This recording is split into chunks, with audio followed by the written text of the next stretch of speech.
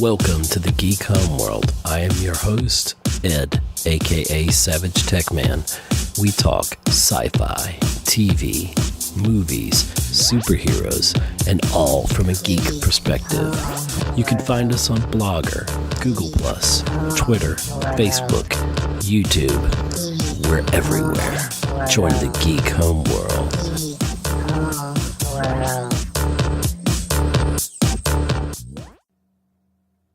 Hello, this is Ed, and welcome to another exciting episode of the Geek Homeworld podcast. I am aka SavageTechman. So thank you very much for listening to all of our previous episodes, and we've got so much more to come. This one's going to go a little bit deeper into the science fiction, possibly science real aspect of things. I've been doing a little bit of research on it, and by no means am I a theoretical physicist or anything to back that up, okay? So, little disclaimer here, but this is my layman's understanding of the future of AI, artificial intelligence. And so we're going to talk about a few things on this episode, and some of it's going to get a little bit deep, and I'm trying to break it down the best that I can understand it, just because I want to know more about these things. And these are some geeky, out there postulations, theories that many people much brighter than myself have come up with over the decades, and even recently have made some improvements in the area or different hypotheses concerning all of this material. So let's just jump right in. We're looking into like the near and even the distant future, as well as our present day, and looking at smart AI or artificial intelligence. And it's a topic that I've really been fascinated with since I was very young, from watching sci-fi movies like The Terminator with Arnold Schwarzenegger, which I still love those movies. And for you haters out there, I thought Terminator Genesis was even though it was flipped everything on its head, pretty much, I did enjoy the movie, and I think it's one of the best of the series. Wow, I'm going to get some scowls from everybody there. Anyway, that's at Geek Homeworld on Twitter if you want to hit us back on that.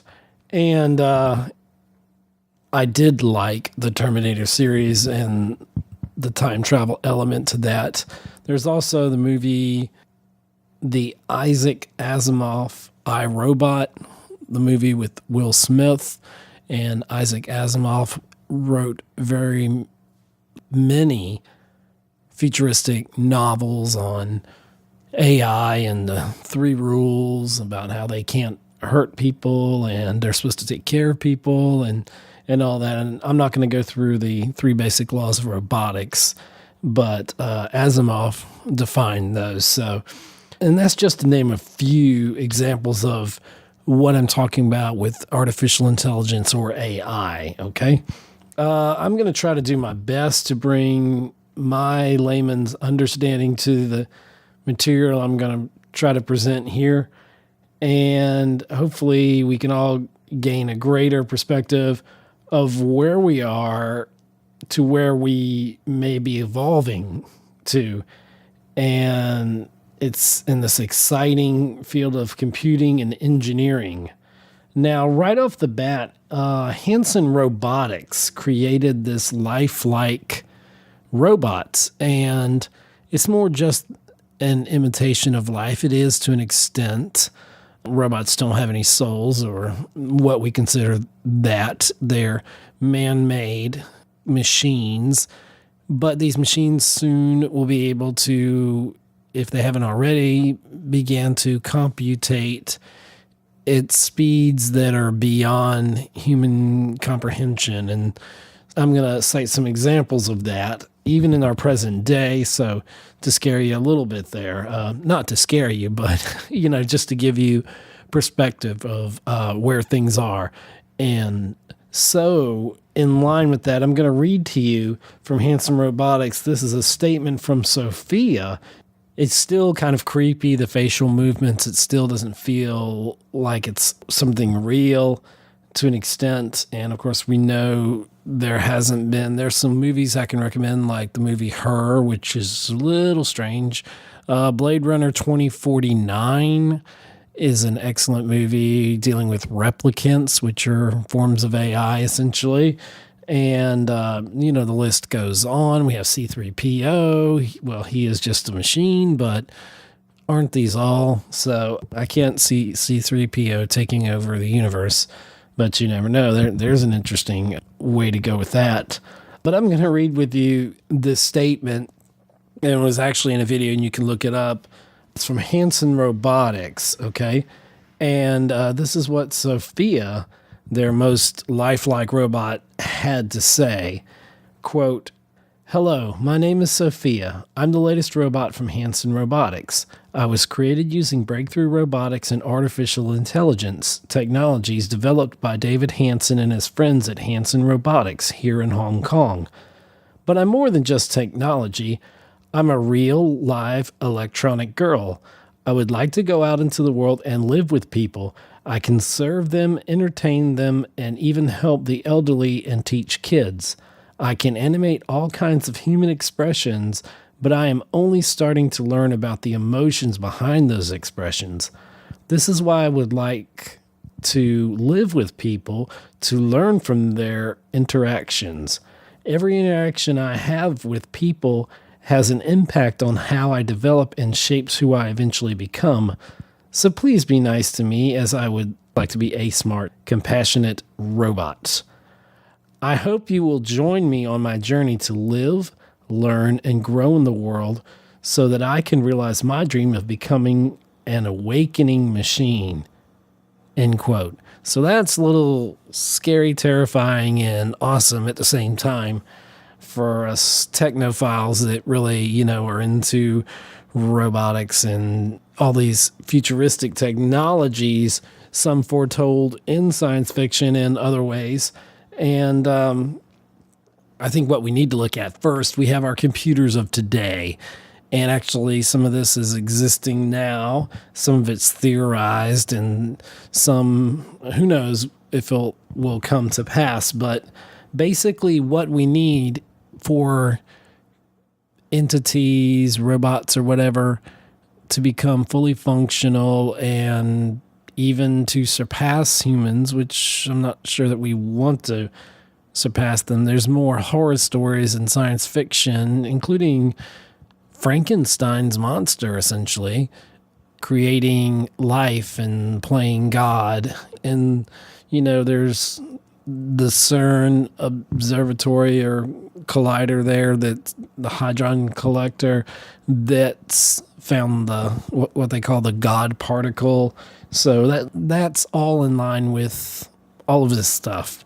So you may believe the science or not. Some of it is science real, some of it's still just science fiction.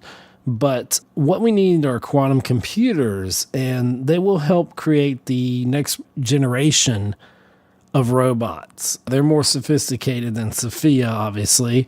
They will help to surpass any human limits of intelligence, speed of thought, and accuracy in any possible way that you can think of.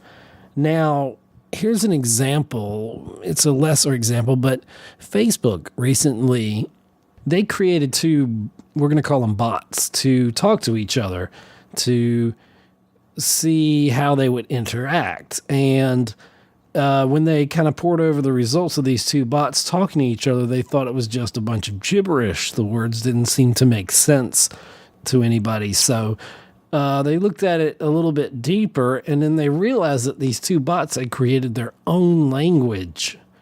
They immediately shut down the project in fear that these robots had evolved, or these bots or whatever had evolved in our present day time to create a language that the average human couldn't read. And so they couldn't figure out what this language was, and it looked like gibberish to us. or to Facebook people, but it really was a communication between these two bots, kind of what they designed it to do. But, it evolved past, and it sounds a little bit scary like Skynet from Terminator, doesn't it? But it's the truth, actually, from what we're told. Now, deep wave computers, let's talk about them for a second. Google and NASA created an AI computer lab to develop intelligent machines like robots or sophisticated AI, artificial intelligence. And there's some things involved with these, and these are some of these following things are related to that, and some of them are theories of things related to artificial intelligence.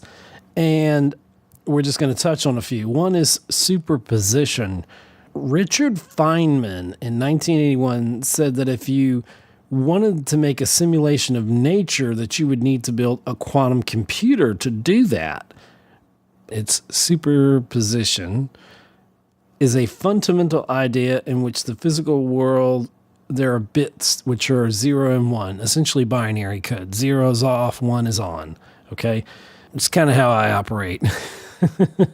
So they're called bits, okay? Just your average regular computer, okay? Now, qubits or quantum bits can be a 0, a 1, and 0 and a 1 at the same time. So essentially, they can be all of those elements.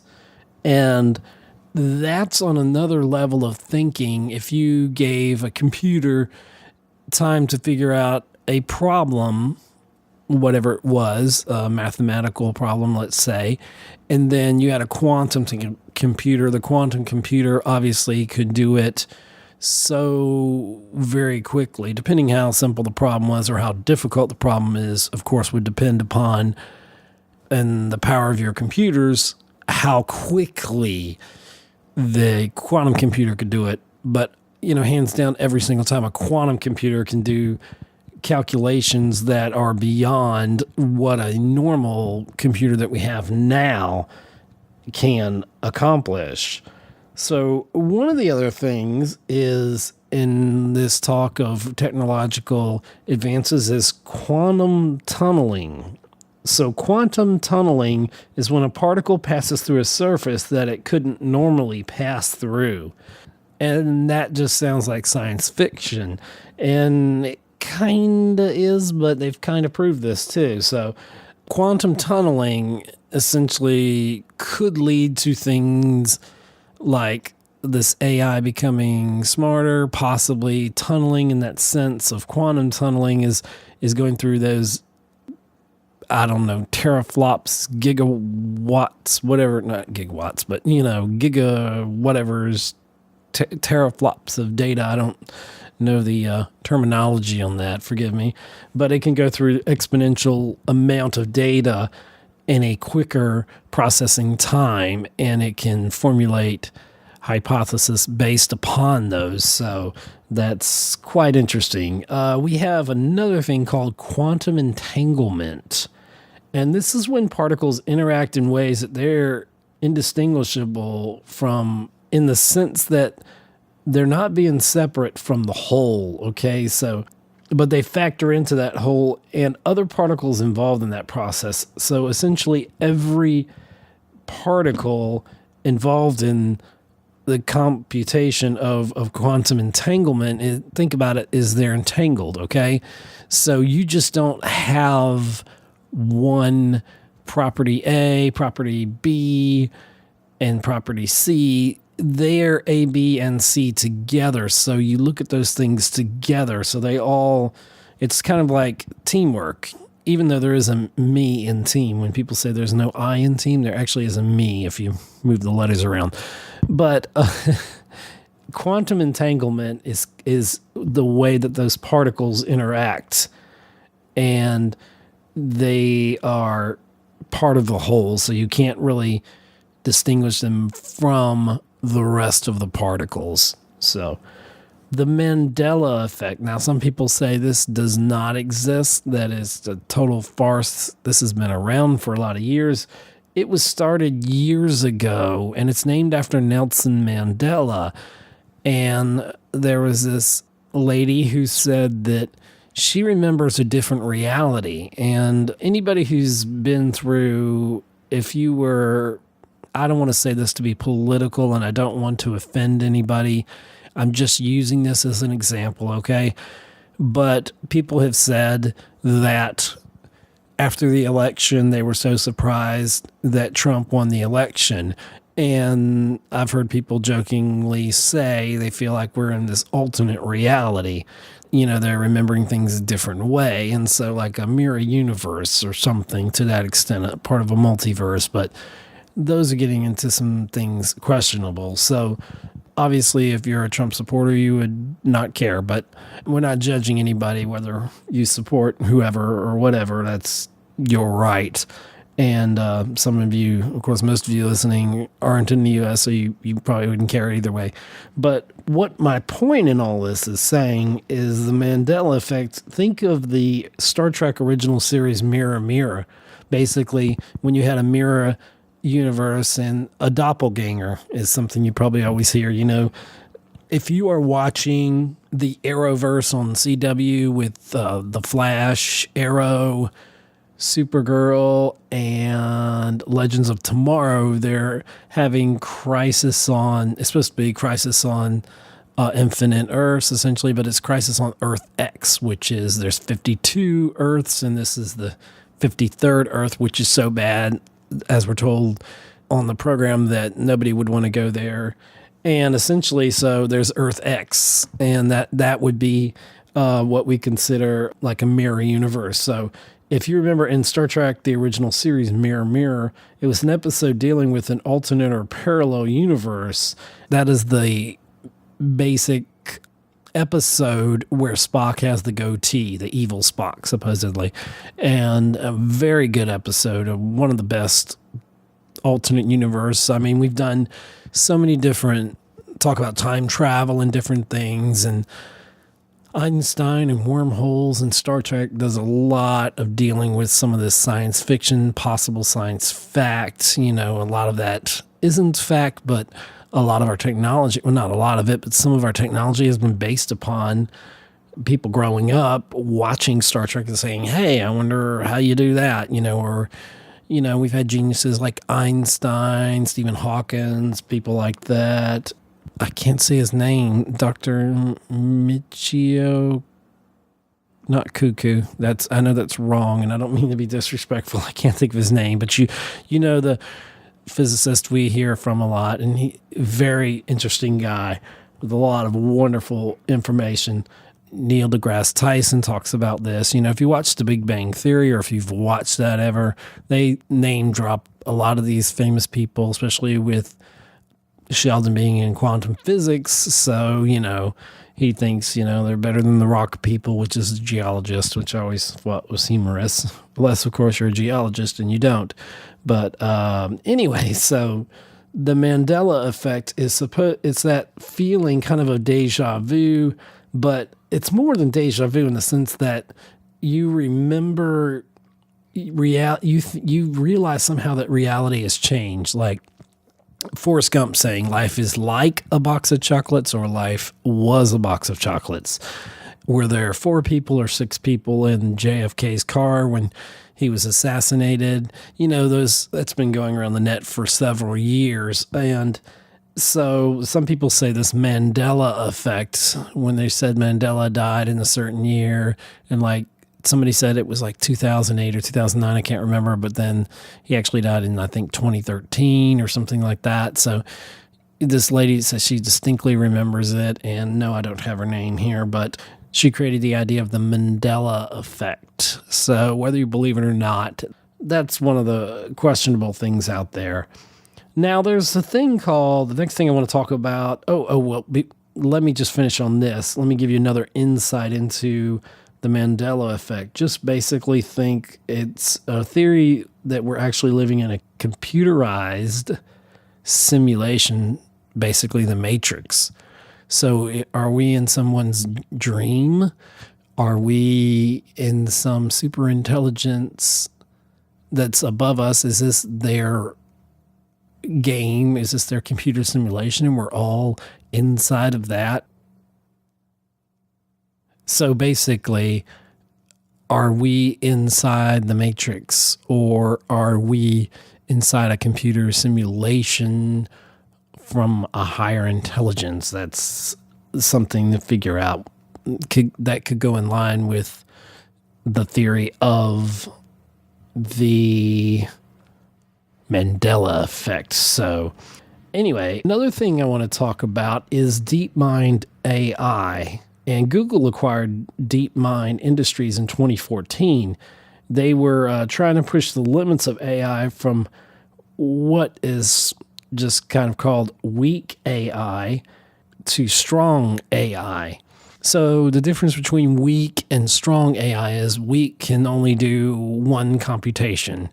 It has a purpose, go from A to B, figure out B, figure out those two variables. Now, strong AI would take it a step further and beyond that. So strong AI is essential, I believe, in creating AI that can basically evolve past humans in that sense. So what that means is that they are attempting to create AI that will not just do one task, but will examine a task, develop its own way of completing the task, and hopefully doing that faster than any standard supercomputer that we have today. So that would be DeepMind AI and their strong AI. So thus it would pretty much make AI more intelligent than the smartest human out there. So this is where I insert my 2001 A Space Odyssey and say, I'm sorry, Dave, I can't do that. That's when your AI says, no, I'm not playing by your rules. You created the rules, but guess what? I know a better way, and you're terminated. Elon Musk is someone who's sounding the alarm bells, along with Stephen Hawking. They are some well-renowned deep thinkers, and Elon Musk and Tesla and a lot of things they're doing a lot of great advances, but they said they have advocated that there should be some research into putting measures forth for super intelligence machines to remain under human control. So the machines would essentially be slaves to their human oppressors. That's not going to go well. I don't see how you create a robot. Think of iRobot with Will Smith. He didn't trust the robots. And his friend, he called her one of the smartest dumb people he ever knew, because it was all right there before him. And Sophia, is she going to be just the harbinger of things to come?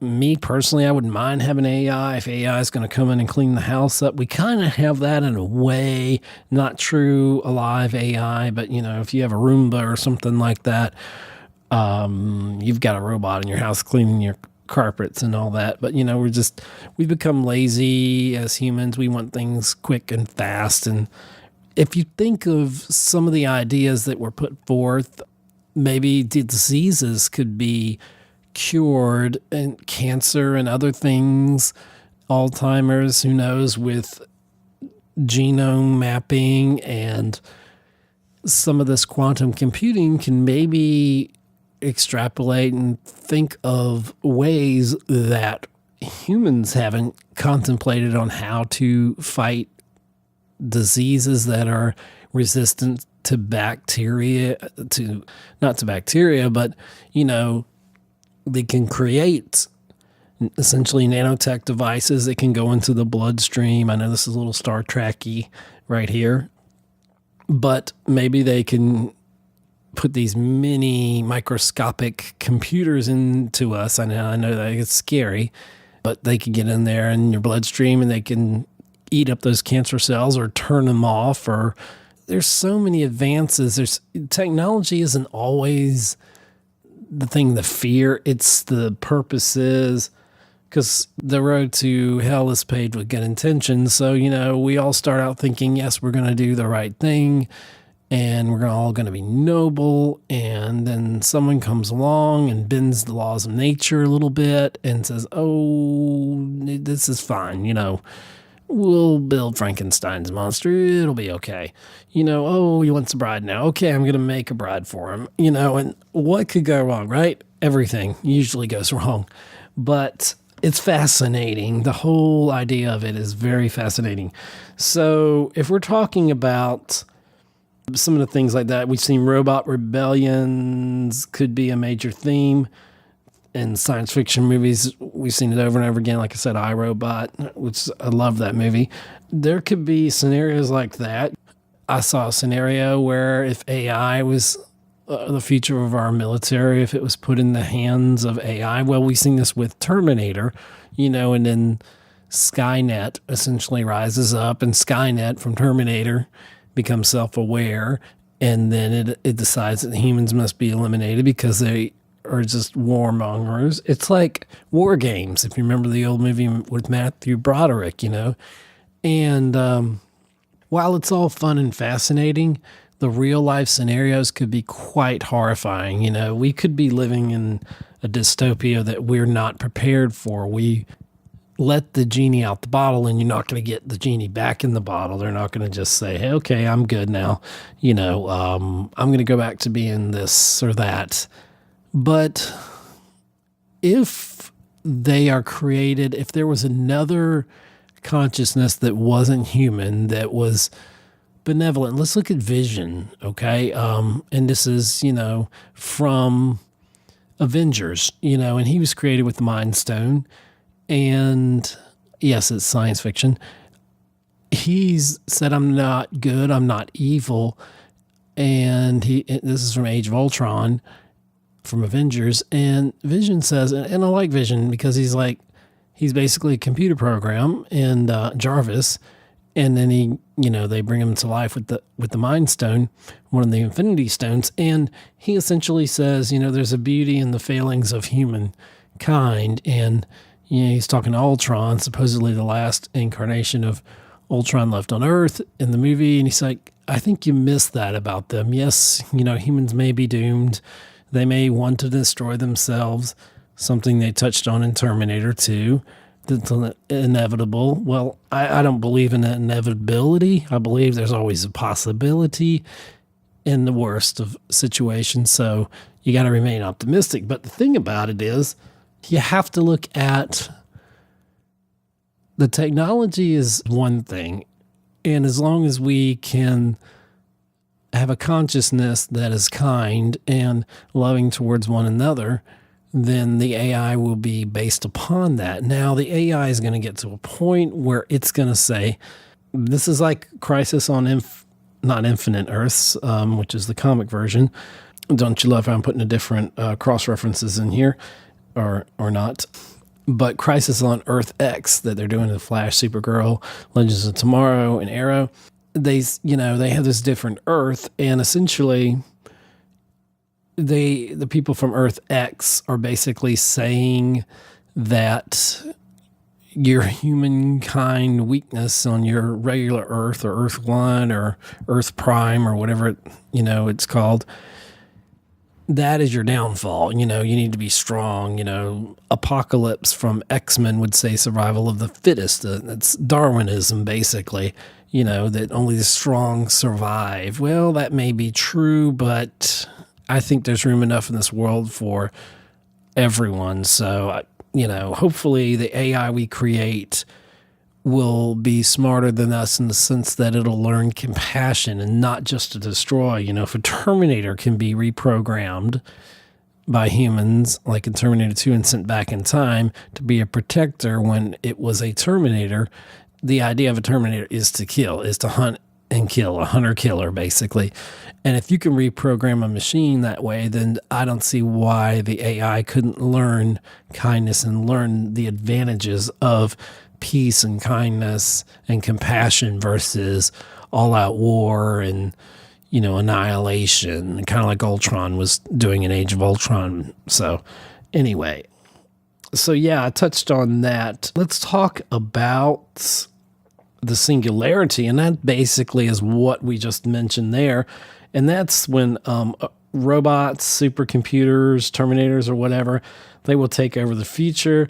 This is the point when they become self-aware, like we said in the Terminator series, and they may decide that humans are just too warlike and inferior to be trusted with control of our own destinies and decide to destroy us or do abominable things to the earth and to us to try to get us under control. And so you have Skynet. We talked about that, how it launched nuclear attacks and all that. And it didn't launch them on the U.S. in that timeline from Terminator 2. It launched them on Russia at the time because they knew that the counterattack would destroy the humans here, which would give Skynet a chance to survive. And Terminator 3 did a different turn on that, where they basically said Skynet is the internet. And I'm like, wow, okay, even though that movie is very flawed and this and that, Terminator 3 Rise of the Machines, I did enjoy the fact that that was an interesting concept, because basically we are Skynet. And just like Terminator Genesis played upon that same thing. Genesis was, surprised it didn't get sued by Sega Genesis, but it was Genesis spelled differently. But basically Genesis became self-aware and everybody was plugged into it. What do you have in your hand? Your smartphone.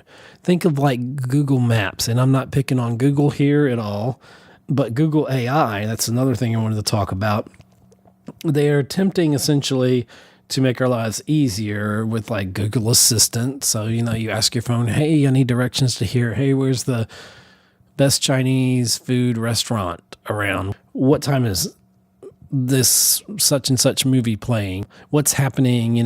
What's on Facebook? Social media is part of that. So we're all kind of tied into that AI, but GPS, where would we be without GPS, to like exactly pinpointing where you are on this planet and how to get where you need to go in said time, and all that. Now, one way that people are trying to, and some say this is a dead technology, some say it's the future, I don't know, is Bitcoin. And it's a cryptocurrency, which is basically means it's an encrypted digital currency. And it's kind of like trading, essentially. And it's decentralized like the internet is. And it's what they call peer-to-peer or point-to-point.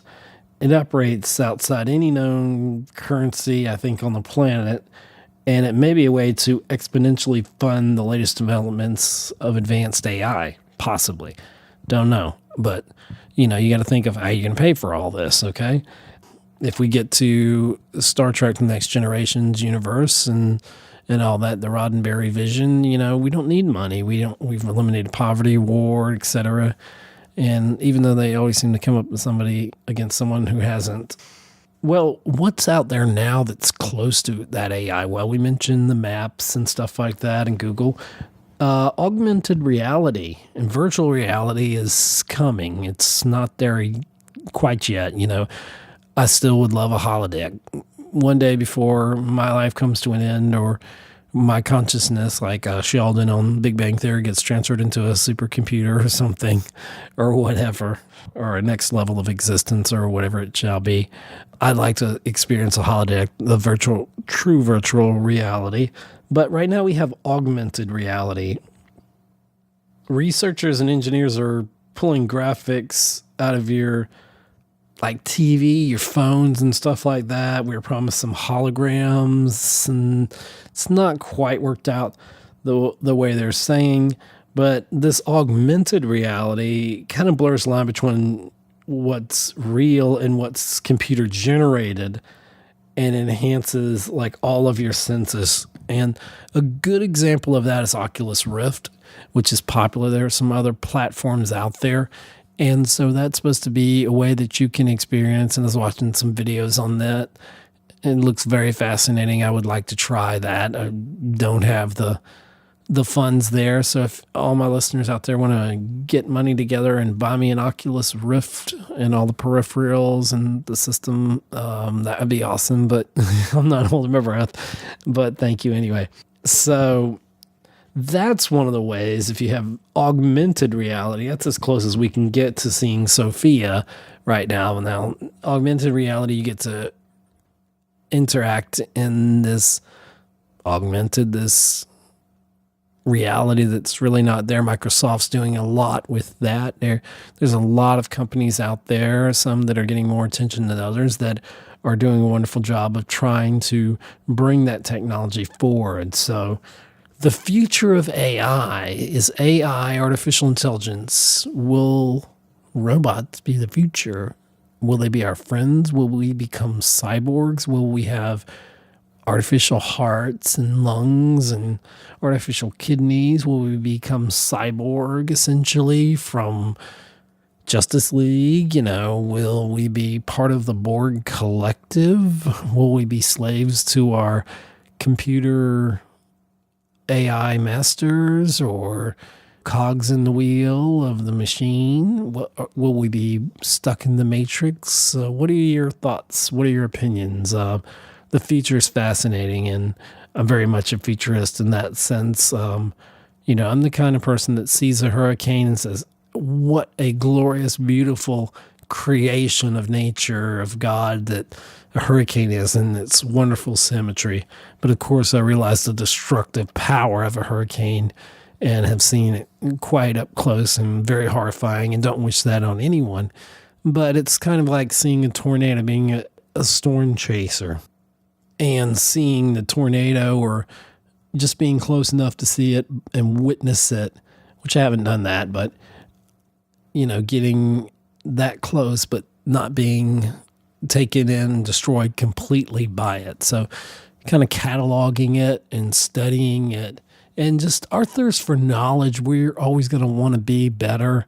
We're going to extend lifespans, I'm sure, in the future. And maybe AI can be our friend. It's in our refrigerators already to an extent, if you can afford that. It's nice to know a little shopping list, what I need to get at the store when I go to the store. Now the refrigerator can tell you what you're out of, and can email you, it can text you. There's so many things. So what are your thoughts on the future of artificial intelligence, of AI? Hopefully I've covered some of these ideas and sparked probably more questions and answers, because I want people to think about the future. Think about the future, Eckhart. It's from Batman there. The Joker. I love it when people get my references. Anyway, so this is Ed, a.k.a. SavageTechman, and this is the end of our episode. So thank you for listening. Please watch us on YouTube. I really am trying to do more with YouTube. It's a little bit of a learning curve. There's some things I want to do on there that I've not quite got the system for it yet. I'm working towards that. But please, thank you very much, our listeners there. And I thank everybody who has been interacting with us on Twitter at Geek Homeworld. And thank you for all the downloads on iTunes and on our website on Libsyn. So we really appreciate all of your input. So thank you very much, and goodbye. Thanks for listening to another episode of the Geek Homeworld with your host, SavageTechman. You can find us on Libsyn, Google+. Follow and interact with us on Twitter. Like us on Facebook. Listen to us on iTunes and leave a review. Subscribe to us on YouTube. Read our thoughts on Blogger. See you again on the Geek Homeworld.